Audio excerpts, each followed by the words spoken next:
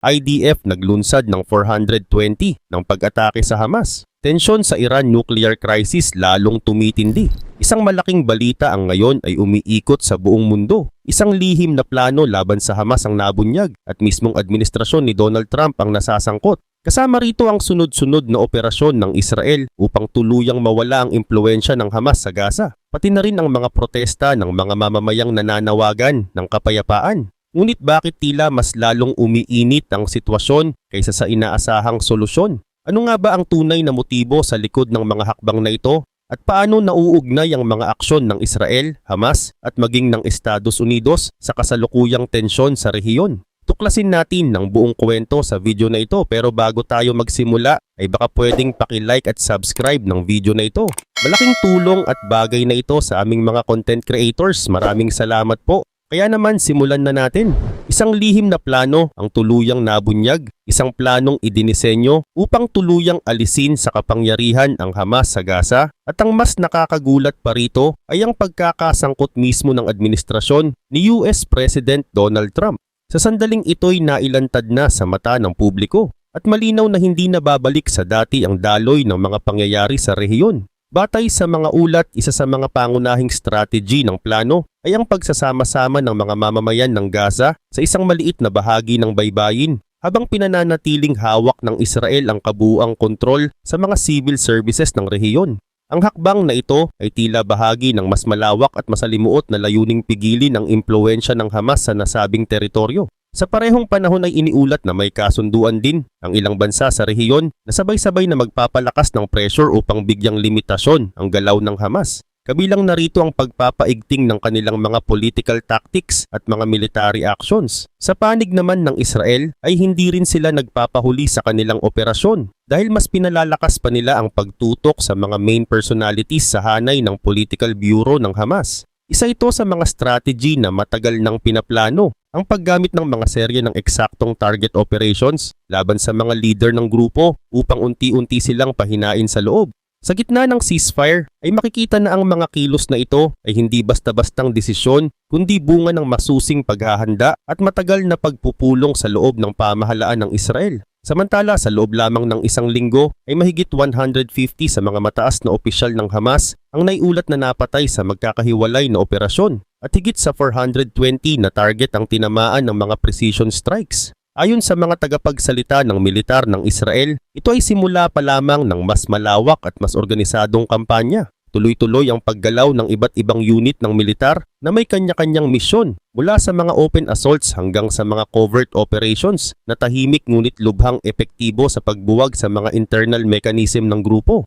May mga palatandaang ang Hamas ay unti-unti nang nagkakawatak-watak na posibleng humantong pa sa kabuuang pagbagsak bunga ng mga hindi inaasahang pangyayari sa loob at labas ng kanilang hanay. Sa isa pang mahalagang kaganapan, kamakailan lamang ay biglaang sumiklab ang isang napakalaking kilos protesta sa hilagang bahagi ng Gaza. Libo-libong mga mamamayan ang sabay-sabay na lumabas sa lansangan, dala-dala ang mga placard at sigaw ng panawagan na itigil na ang kaguluhan, ihinto ang digmaan at huwag nang suportahan ang Hamas at si El Jazer. Ito raw ang pinakamalawakang protesta laban sa Hamas mula pa noong October 7. Ngunit hindi rin nagtagal ang kapayapaan ng protesta dahil agad itong sinalubong ng mga armadong tauhan ng Hamas. Ginamitan ng dahas at pagpapaputok ng baril ang mga demonstrator at marahas silang pinwersang buwagin at maghiwa-hiwalay. Kasabay nito ay isang makasaysayang hakbang ang isinagawa ng United Nations dahil sa unang pagkakataon mula nang sumiklab ang giyera ay opisyal nilang inanunsyo ang pagbabawas ng kanilang staff sa Gaza. Ang ganitong desisyon ay hindi basta-basta at malinaw na sumasalamin sa lalim ng krisis at sa tumitinding panganib sa buong lugar. Habang ang tensyon ay patuloy na lumalawak ay nadarama na rin ito ng mga international organizations na dati naglalayong manatili upang tumulong. Sa panayam naman kay Mati Shashani na isang senior Middle East analyst mula sa TBN Israel, lumabas ang impormasyon na may mga panibagong paggalaw rin sa mga bansang kalapit gaya ng Iran. Sa isang banda ay inilalapit na ng United States ang ilan sa kanilang mga military weapons sa mga lugar tulad ng Iran at Yemen bilang bahagi ng kanilang paghahanda sa anumang posibleng aksyon. Ngunit sa kabila ng tensyong ito ay isang nakakagulat na balita ang lumutang dahil may posibilidad umano na muling magkaroon ng direktang negosasyon sa pagitan ng US at Iran para sa panibagong nuclear agreement. Isang posibilidad na maaring magbago sa balanse ng puwersa sa rehiyon kung sakaling maisakatuparan. Sa Syria naman ay lumalabas sa mga ulat na niyanig ng operasyon ng Israel ang mismong Presidential Palace sa Damascus. 7 katao ang naiulat na nasawi matapos ang malalakas na airstrikes ng IDF sa timog bahagi ng bansa. Samantala sa Lebanon ay isang mataas na opisyal ng anti-tank unit ng Hezbollah ang napatay kasunod ng walang tigil na operasyon ng Israel laban sa mga kilalang target sa rehiyon. Malinaw na patuloy ang pagtutok ng Israel sa mga kaalyado ng Hamas upang tuluyan ng maputol ang kanilang ugnayan at lakas. Sa katunayan, matapos ang tuluyang pagbagsak ng pansamantalang tigil putukan na nagbigay ng kaunting pahinga sa magkabilang panig, ay muling sumiklab ang matitinding labanan sa pagitan ng Israel Defense Forces at ng grupong Hamas sa Gaza. Sa loob lamang ng maikling panahon matapos ang pagtatapos ng ceasefire, ay walang patid ang mga operasyon ng militar ng Israel na tumama sa mahigit 420 na target sa loob ng Gaza Strip. Ayon sa mga opisyal na ulat, mahigit 150 na miyembro ng Hamas ang napatay, kabilang na ang ilang matataas na opisyal sa kanilang hanay. Ang mga aksyon na ito ayon sa Israel ay bahagi ng mas malawak na military strategy na hindi lamang basta pag-atake, kundi isang planadong hakbang para sirain ang kabuuang command structure ng Hamas. Lahat ng ito ay isinagawa sa pakikipagtulungan ng Shin Bet, ang pangunahing intelligence agency ng Israel, na siyang nagbibigay ng intelligence support at operational coordination upang mas maging epektibo ang bawat pagsalakay. Kaugnay nito, isang halimbawa ng kung gaano ka-organized ang kanilang operasyon ay ang pag-target kay Ismail Bahum na tinutukoy bilang Prime Minister ng Hamas. Ayon sa ulat, napatay si Bahum sa loob mismo ng isang ospital sa Kunes, bagay na lalo pang nagpatingkad sa capabilities ng Israel pagdating sa intelligence gathering. Bago pa man ito mangyari, 5 araw na ang nakalipas ay isa pang mataas na pinuno ng Hamas na dating humawak ng parehong posisyon ang naunang napatay. Ang pagkakasunod-sunod ng mga pagpatay na ito ay itinuturing na taktikal na hakbang upang sunod-sunod na maputol ang liderato ng grupo. Ngunit kahit gaano ito kaepektibo sa pananaw ng Israel, ay hindi ito nakaligtas sa matinding puna mula sa international community, lalo na sa isyu ng pagsalakay sa mga lugar na tulad ng ospital na kadalasang itinuturing na safe space sa panahon ng labanan. Bukod pa rito, malawak din ang isinagawang operasyon ng Israel sa pamamagitan ng pagsalakay sa mahigit 100 sasakyan ng Hamas na ginamit sa kanilang mga atake noong October 7. Ayon sa tagapagsalita ng IDF, bago sila umatake sa mga target, ay sinisigurado munang may sapat na babala at panahon ang mga sibilyan para lumikas. Gumagamit din sila ng iba't ibang paraan ng abiso, gaya ng mga mensahe, announcement, at pamimigay ng brochure upang maiwasan ang pinsala sa mga walang kinalaman sa labanan. Ang ganitong mga hakbang ay bahagi raw ng kanilang policy para gawing mas eksakto at responsable ang bawat offensive. Sa pinakahuling kilos ng militar ay ipinag-utos ang agad-agad na paglikas ng mga residente mula sa Jabalia, Betla at Betanun, mga lugar na sinasabing pinagmumulan ng mga rocket attacks na inilulunsad ng Hamas. At matapos ang mga evacuation ay agad na sinundan ito ng sunod-sunod na aerial at ground assaults sa mga nabanggit na lugar. Sa mga mata ng mga military analyst, ang ganitong klaseng strategy ay may malinaw na layuning pahinain at durugin ang kakayahan ng Hamas na mamuno at kumilos sa Gaza. Sa paglalim ng mga offensive ay unti-unting pinipilay ng Israel ang mga pangunahing bahagi ng pamahalaang pinatatakbo ng Hamas at dahan-dahang inaalisan ng kontrol sa teritoryong matagal na nitong pinaghaharian. Ayon pa sa isang ulat ng Wall Street Journal, lalong nahihirapan ngayon ang Hamas na makapagsagawa ng organized movement dahil sa tuloy-tuloy at matitinding atake. Bukod pa rito, ayon naman sa mga Israeli source na nakausap ng Financial Times, ay may isang mas malawak at mas ambisyosong plano ngayon ng Israel. At ito ang muling pagkontrol sa buong Gaza Strip. At habang nagpapatuloy ang mga offensives, ang pangunahing taktika ng IDF ay ang paggamit ng high-intensity combat operations. Nangangahulugan ito ng malalakas na pambobomba na kaagad sinusundan ng mabilisang pagpasok ng mga tropa sa mga target na lugar, tapos ay agad na umaalis bago pa makabawi ang kaaway. Subalit ayon sa isang senior reserve officer ng Israel, hindi na lamang ganitong uri ng strategy ang kanilang inihahanda. May mga kautusan na raw na maghanda para sa mas matagal at mas komplikadong operasyon na hindi lamang may kinalaman sa direktang pakikipaglaban, kundi pati na rin sa aktwal na pamamahala sa lugar na kanilang masakop. Sa kanyang pahayag, sinabi niyang ibang-iba na ang klase ng digmaan ngayon. na nagpapahiwatig ng isang uri ng pagbabago hindi lamang sa larangan ng taktika kundi pati na rin sa pangmatagalang plano ng Israel sa Gaza. Noong nakaraang araw lang ay isang pambihirang pangyayari ang naganap kung saan daan-daang residente mula sa Beta at Betanoon sa hilagang bahagi ng Gaza Strip ang nagmarcha patungong Gaza City matapos mapilitang lumikas mula sa kanilang mga tahanan. Sa mga nagdaang taon, bihira ang mga pagkakataong makakita ng ganitong uri ng pampublikong pagtitipon, lalo na kung isasaalang-alang na ang Hamas ang nagtataglay ng kontrol sa Gaza. Ngunit sa pagkakataong ito, ang mga mamamayan ay tila umalma sa mga naratibong matagal nang ipinapakalat ng mga lider ng Hamas na nagtatangkang palakasin ng kanilang posisyon sa pamamagitan ng pagpapakita ng di umano'y pagkakaisa at katatagan ng mga residente sa kabila ng mga kaguluhan at panganib. Habang nagmamartsa ang mga tao sa mga lansangan, maririnig ang kanilang mga sigaw na tila nagmumula sa malalim na sama ng loob at paghihirap na kanilang nararanasan araw-araw. Ang mga hinanakit ay nagbuhos sa mga salitang, "Hindi walang halaga ang dugo ng aming mga anak at itigil na ang digmaan ngayon din."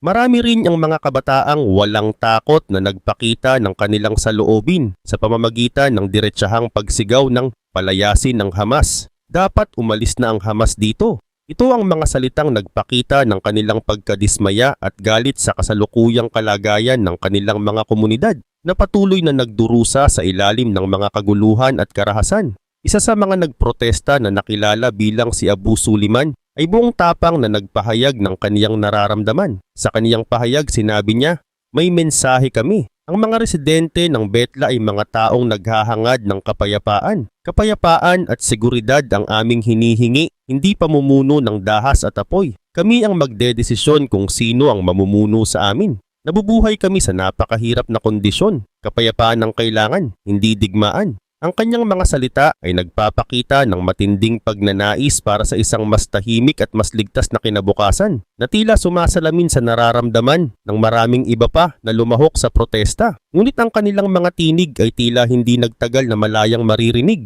Hindi nagtagal dumating ang mga armadong tauhan ng Hamas upang puwersahang buwagin ang protesta. Sa kanilang pagsugpo, gumamit sila ng dahas at nagpakawala ng mga bala upang takutin ang mga demonstrator. Ang hakbang na ito ay nagpapakita ng desperasyon ng Hamas upang mapanatili ang kanilang kontrol at pigilan ang paglaganap ng mga opinyon laban sa kanilang pamumuno. Malinaw na ang galit ng mga residente ay nag-ugat mula sa mga desisyon ng Hamas na nagdala ng matinding hirap at pagkasira sa kanilang buhay. Sa kanilang patuloy na pagsasalita laban sa pamumuno ng grupo, partikular na sa kabiguan nito na makipagkasundo upang matapos na ang giyera laban sa Israel, lalong nagiging matindi ang kanilang panawagan para sa pagbabago. May ilang residente na nagpahayag na dapat tuluyang patalsikin ang Hamas mula sa Gaza Strip at marami pa ang nananawagan para sa mas malawakang mga kilos protesta laban sa kanilang pamumuno. Samantala, habang patuloy na umiinit ang sitwasyon sa Gaza, kasabay rin nitong nag-iinit ang tensyon sa pagitan ng Estados Unidos at Iran.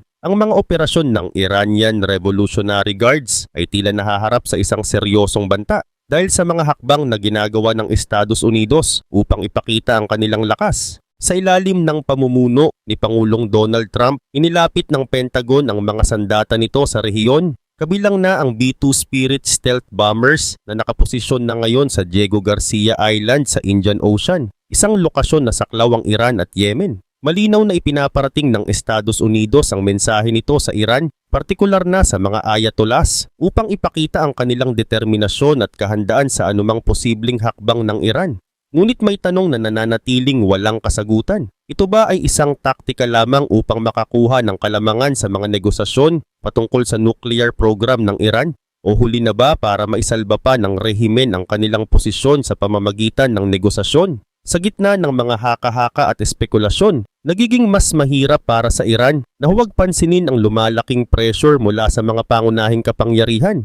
Kaugnay pa nito sa mga nagdaang linggo ay nagkaroon ng mga pagpupulong sa pagitan ng Estados Unidos at mga kaalyado nito kabilang ang Russia upang hikayatin ng Iran na umatras mula sa kanilang pagbuo ng nuclear capabilities. Ang pangunahing layunin ng mga diplomatikong hakbang na ito ay upang maibalik ang Iran sa mga usapan at pilitin silang sumunod sa mga kondisyon na magpapaluwag ng mga parusa laban sa kanila. Ngunit ayon sa mga eksperto, tila naintindihan na ngayon ng Iran na ang kombinasyon ng financial, diplomatic at military pressure ay papalapit na ng papalapit. Ang Estados Unidos at Israel ay kapwa nagpapahiwatig ng posibilidad ng isang mas malawakang opensiba laban sa Iran kung sakaling hindi ito sumunod sa mga usapan. Ang mga eksperto ay nagsasabi na ang mga military exercises kung saan lumalahok ang mga piloto ng Israel at Amerikanong B-1 bombers ay isang malinaw na senyales ng kanilang kahandaan sa anumang posibleng paglala ng sitwasyon. Ngunit ayon sa ilang ulat, tila nagkakaroon ng pagbabago sa posisyon ng Iran.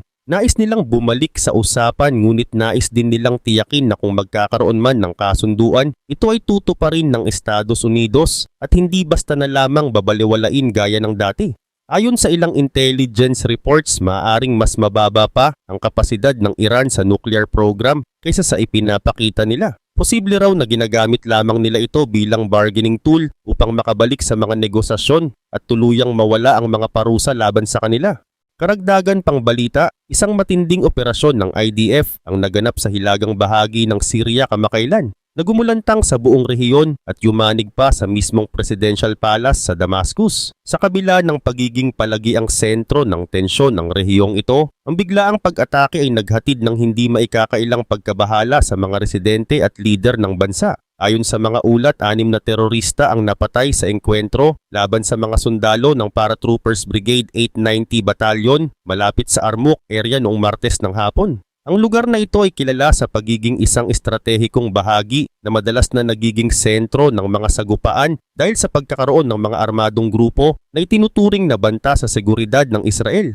Ayon sa IDF, natukoy nila ang galaw ng isang grupo ng mga terorista malapit sa kanilang mga posisyon. Mabilis na rumesponde ang mga sundalo mula sa paratroopers at nauwi ito sa sagupaan na walang naitalang nasugatan sa panig ng Israel. Ang mabilis na tugon ng kanilang mga sundalo ay bunga ng masusing pagmamanman at koordinasyon ng kanilang mga puwersa upang maiwasan ang anumang uri ng pinsala sa kanilang mga tauhan. Base sa mga ulat mula sa Syria, nakita rin ang mga tangke ng IDF na pumapasok sa kalapit na baryo habang ang mga helicopter ng Israel ay nakitang lumilipad sa kalangitan ng DH. Marami sa mga residente ang nagsilikas ngunit may ilan ding nakipagsagupa sa mga sundalo ng IDF.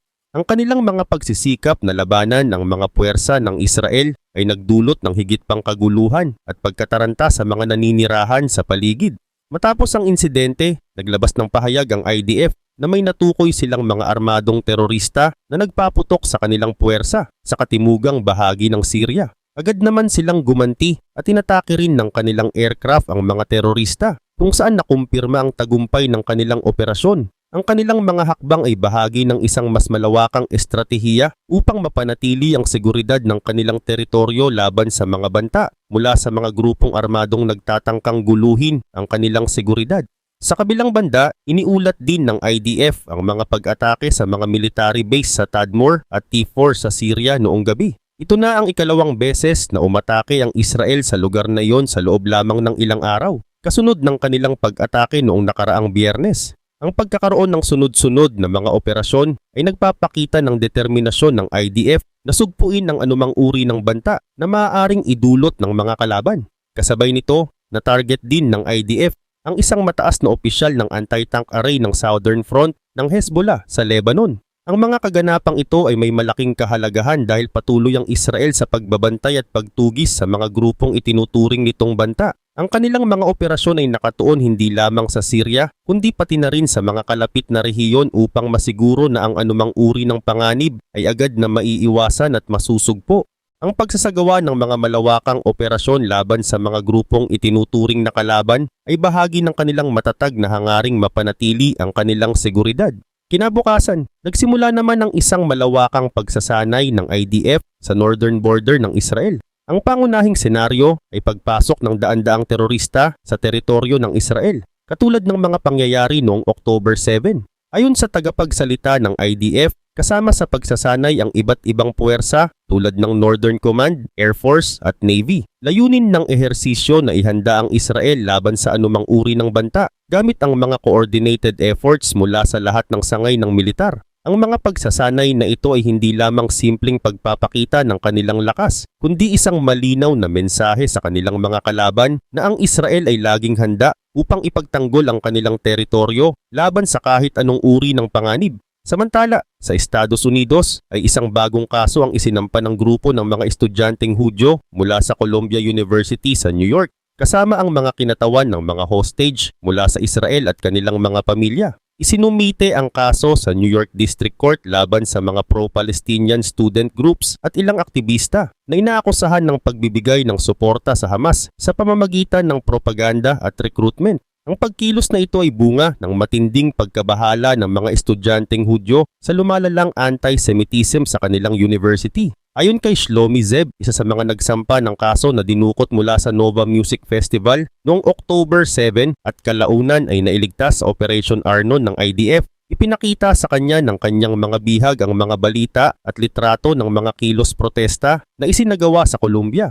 Ipinagmamalaki raw ng mga Hamas captors na aktibo ang kanilang mga taga-suporta sa mga university sa Amerika. Ang pagkakaroon ng mga ganitong ulat ay nagpapakita ng mas malawak na koneksyon ng mga aktivista sa Amerika sa mga grupong itinuturing ng Israel bilang banta. Ayon sa demanda, ang mga grupong tulad ng Students for Justice in Palestine o SJP at Jewish Voice for Peace o JVP, kasama si Mahmoud Khalil, ay nagsilbing propaganda arm ng Hamas sa teritoryo ng Amerika. Sinabi rin sa demanda na agad na naglabas ng mga toolkit ang SJP matapos ang atake noong October 7 na naglalayong manghikayat ng suporta para sa Hamas at mag-recruit ng mga bagong miyembro sa pamamagitan ng protesta at fundraising. Ang mga kaganapang ito ay nagdulot ng higit pang tensyon sa pagitan ng mga grupong Hudyo at mga aktivistang pro-Palestinian. Hanggang ngayon hindi pa nagbibigay ng direktang tugon ang mga opisyal ng Columbia University. Ngunit nagiging malakas ang panawagan ng komunidad ng mga Hudyo para sa mas konkretong aksyon laban sa mga grupong sangkot. Ang kanilang mga pag-apela ay nagsisilbing isang hamon sa mga university upang muling suriin ang kanilang mga pulisya at masiguro na walang puwang para sa anumang uri ng diskriminasyon o pagsuporta sa mga grupong nagdudulot ng panganib.